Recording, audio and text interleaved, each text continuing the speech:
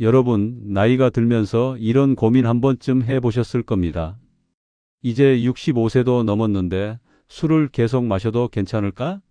젊을 때는 소주 한 병, 맥주 몇 잔을 마셔도 다음날 아침이면 멀쩡하게 일어나곤 했죠.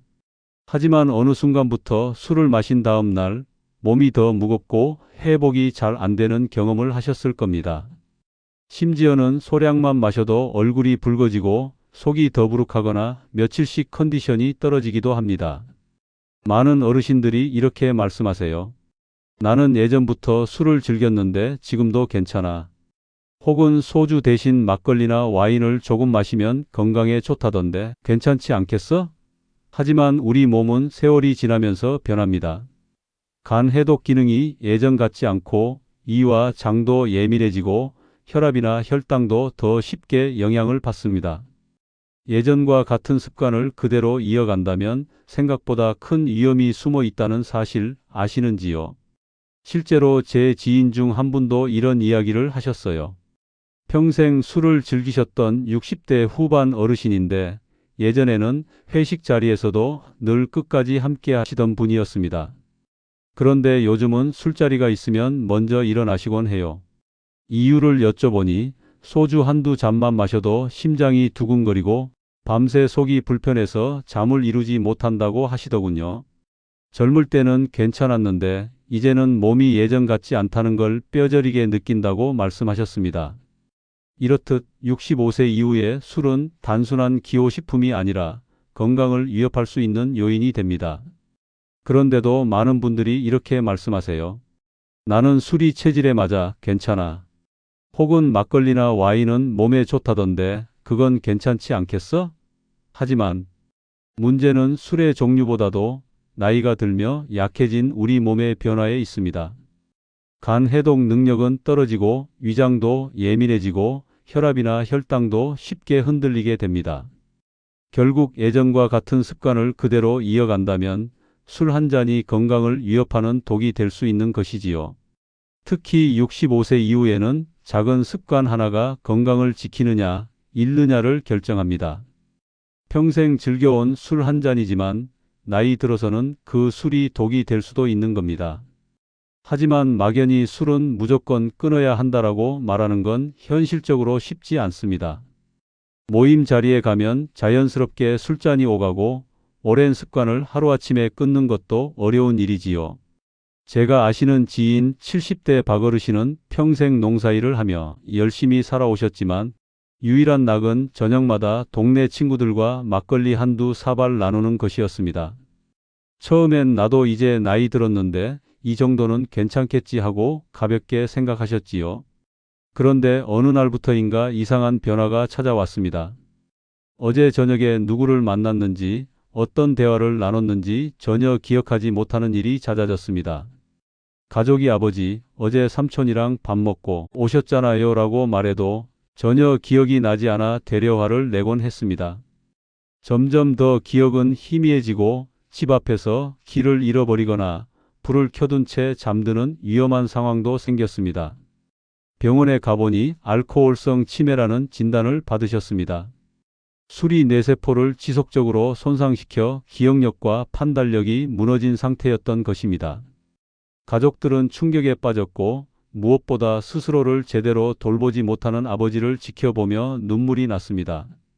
나이가 들면 우리 몸의 수분량은 자연스럽게 줄어듭니다. 그런데 술을 마시면 알코올이 강한 이뇨 작용을 일으켜 뇌에서 수분을 더 빼앗아 갑니다. 뇌세포가 건조해지고 손상되면서 기억력 저하, 혼란, 치매 위험이 커질 수 있습니다. 특히 노인은 회복력이 떨어져 작은 음주도 큰 피해로 이어질 수 있습니다. 그래서 알코올성 치매는 단순히 술을 많이 마신다고 오는 숙취가 아닙니다. 술이 뇌를 직접 공격해 회복이 어려운 손상을 남기는 무서운 질환입니다. 젊었을 때는 그냥 술버릇이라고 넘길 수 있었던 일이 나이가 들면 곧바로 치매로 이어질 수 있는 것입니다. 이야기의 교훈은 단순합니다. 조금은 괜찮다는 방심이 치매로 이어질 수 있습니다. 술은 순간의 즐거움은 줄 수 있지만 장기적으로는 가장 소중한 기억과 일상을 빼앗아 갑니다. 가족과 함께하는 웃음, 손주와 나누는 대화, 배우자와의 추억까지 모두 사라질 수 있는 위험 앞에서 술은 결코 가벼운 문제가 아닙니다. 그래서 오늘은 65세 이후 어떤 술이 특히 위험한지, 또 술을 꼭 마셔야 한다면 어떤 점을 조심해야 하는지 알려드리려 합니다. 이 내용을 아시면 막연한 두려움 대신 정확한 기준을 가질 수 있고 나와 가족의 건강을 지키는 데 큰 도움이 될 겁니다. 먼저 소주는 우리에게 가장 익숙한 술입니다. 도수는 1617도 정도로 비교적 낮아 보이지만 문제는 양을 조절하기 어렵다는 데 있고 한두 잔으로 시작해 어느새 한 병, 두 병 비우게 되지요. 이렇게 되면 실제 섭취하는 알코올량이 상당해 특히 노년기에는 간의 해독 능력이 떨어져 젊을 때보다 술이 훨씬 오래 남아 몸에 부담을 주게 됩니다.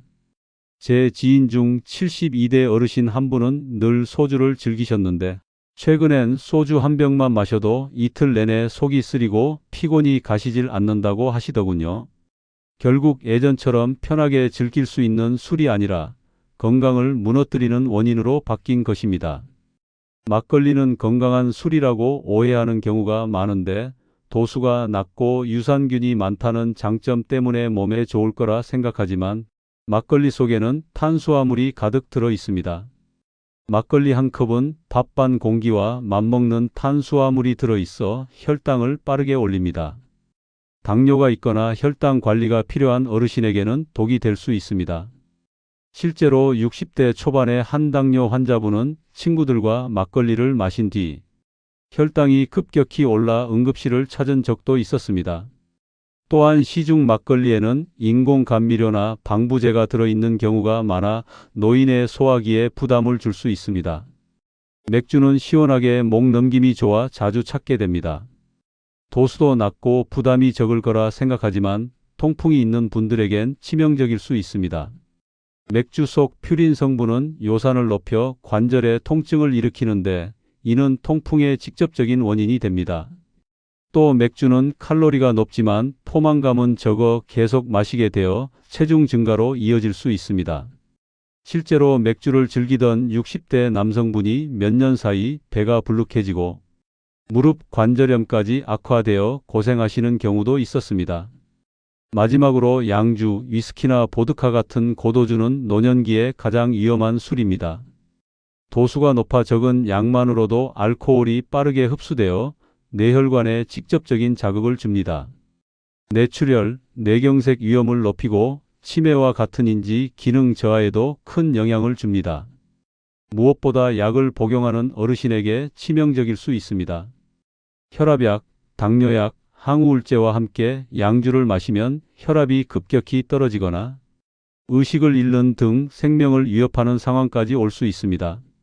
결국 양주는 노인에게 가장 피해야 할 술이라고 할 수 있습니다. 여러분 중 이런 증세가 3개 이상 해당이 되면 당장 금주하셔야 합니다. 1. 아침에 일어나면 손이 떨리는 경우. 2. 술 마신 다음 날 계단을 오를 때 숨이 찬다. 3.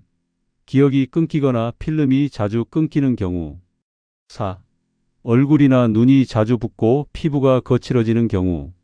5. 같은 양을 마셨는데 취기가 오래 가는 경우. 6. 밤에 소변을 보는 횟수가 늘었다. 7. 혈압, 혈당, 콜레스테롤이 조절되지 않는 경우.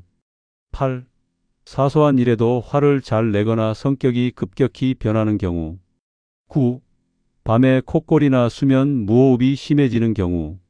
10. 가족이나 주변에서 술 좀 줄여라라는 말을 자주 듣는 경우. 위의 증상 중 3가지 이상이 해당된다면 지금 바로 금주를 결심하셔야 합니다. 술은 잠깐의 기쁨을 주지만 결국 건강과 가족의 행복을 빼앗아 갈 수 있습니다.